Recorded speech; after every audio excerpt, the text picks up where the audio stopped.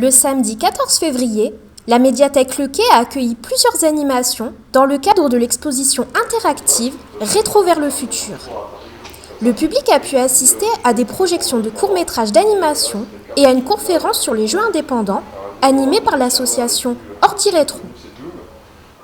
Je fais partie d'Ordi Rétro, une association qui officie dans le Nord-Pas-de-Calais depuis 4 ans maintenant pour défendre et promouvoir la culture du jeu vidéo. Donc ici nous avons monté une exposition qui s'appelle Digital Fantasy.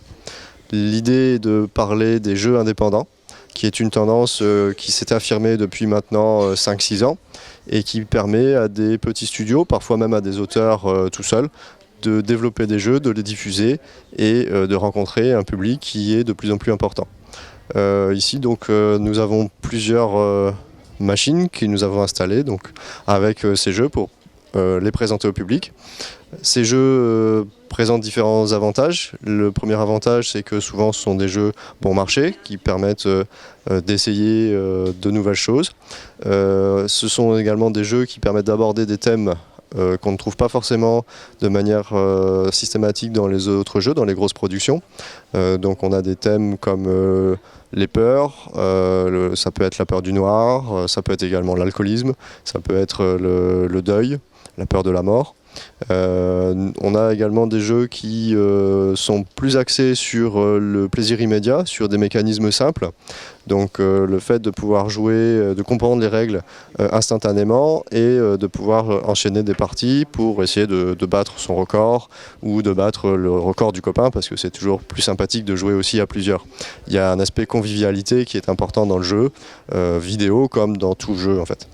Et puis on a également voulu montrer des jeux qui présentaient une certaine poésie puisque ces jeux sont souvent faits par un petit groupe de personnes qui vont pouvoir plus facilement exprimer une sensibilité personnelle qu'un groupe, qu'un studio composé de 200 personnes où évidemment on a des opinions et des sentiments très différents d'une personne à l'autre. Le lundi 16 février s'est déroulée l'inauguration du nouveau bureau de poste du centre-ville en présence de divers représentants de la ville et du groupe La Poste.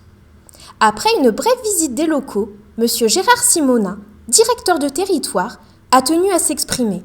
S'en est suivi un discours de Monsieur le maire. Alors, mesdames, messieurs, je suis déjà honoré d'être présent ce soir pour ce renouveau de notre bureau de poste. Cet établissement est au cœur de notre cité. C'est un service public qui fait partie de ces lieux incontournables et qui font vivre notre commune. Avec cette rénovation, nous sommes passés de l'atmosphère du sketch de Danny Boone.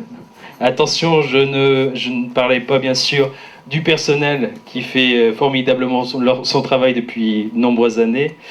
Mais nous avons pu relever ce défi, c'est parce que j'ai la chance, vraiment une belle chance, d'avoir autour de moi une équipe de 20 personnes qui sont véritablement volontaires, impliquées et professionnelles.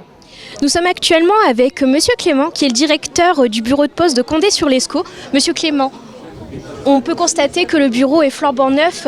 Est-ce que vous pouvez nous en dire plus sur les nouveaux aménagements ? Oui, tout à fait. Alors effectivement, comme vous pouvez le constater, nous sommes passés d'un bureau ancienne génération à un bureau dernier cri. Alors le principe effectivement est tout nouveau sur Condé, puisque les vitres anti-franchissement ont disparu. Aujourd'hui, vous avez des clients qui sont à côté des guichetiers. Donc le principe, d'abord, c'est un bureau totalement sécurisé puisque nous ne manipulons plus du tout de billets.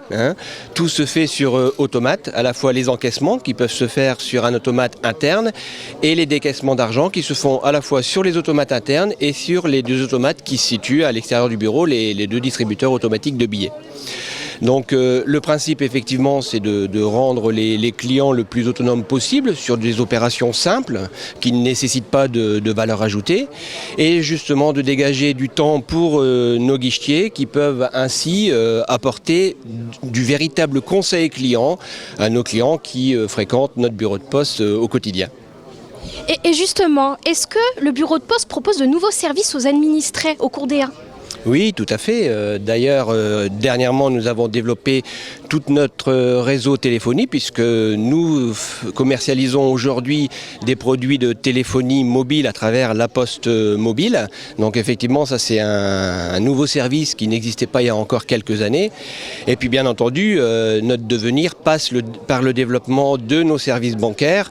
Et aujourd'hui, nous pouvons dire que sur le marché, nous sommes une banque à part entière comme toutes les autres banques. Et pour les nouveautés, donc les assurances.